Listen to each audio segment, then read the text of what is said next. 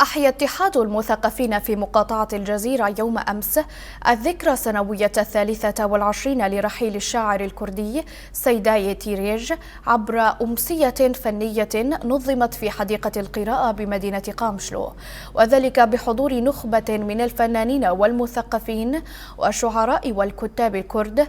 وبدأت الأمسية بالوقوف دقيقة صمت إجلالا لأرواح الشهداء، وتخللتها كلمة ألقاها الرئيس المشترك لاتحاد المثقفين في مقاطعة الجزيرة عبود مقصو، أشار من خلالها إلى حياة الفنان سيداي تيريج وحبه للغة الكردية، فيما شكر نجل الراحل سيداي تيريج جمال تيريج اتحاد المثقفين في مقاطعة الجزيرة على المبادرة في ذكرى رحيل والده.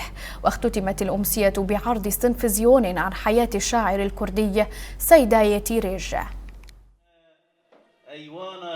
طبعا اليوم كاتحاد مثقفين نحتفل أو نستذكر ذكرى رحيل الشاعر الكردي الكبير سيداي تيريج. طبعا في ذكرى 23 غادرنا الشاعر سيداي تيريج في عام 2002 بعد أن ترك ميراثا كبيرا من الشعر والأدب.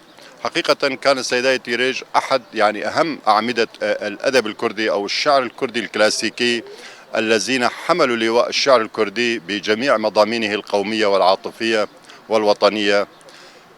هذا الاستذكار يأتي كعربون وفاء من لدن الشعراء والأدباء الكرد والمثقفون في روجافا وفي عموم كردستان. أيضا نحن كاتحاد مثقفين واظبنا منذ سنوات على استذكار هذه المناسبة، وهناك نحن نلجأ إلى تقديم درع تذكاري، درع تكريمي لأحد الشخصيات الأدبية التي لها باع في خدمة الأدب الكردي.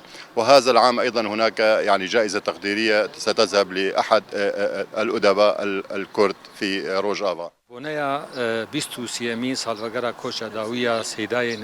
في الذكرى السنوية 23 لرحيل الشاعر الكردي سيداي تيريج، اليوم نحن هنا في حديقة القراءة في مدينة قامشلو نستذكر ذكرى رحيله. في الحقيقة قامة وطنية مثل سيداي تيريج قليل جدا بحقه استذكاره في يوم واحد فقط من السنة، بل يجب نشر قصائده وأشعاره في الكتب المدرسية. نحن كاتحاد مثقفي مقاطعة الجزيرة من الواجب علينا استذكار الشاعر سيداي تيريج في ذكرى رحيله.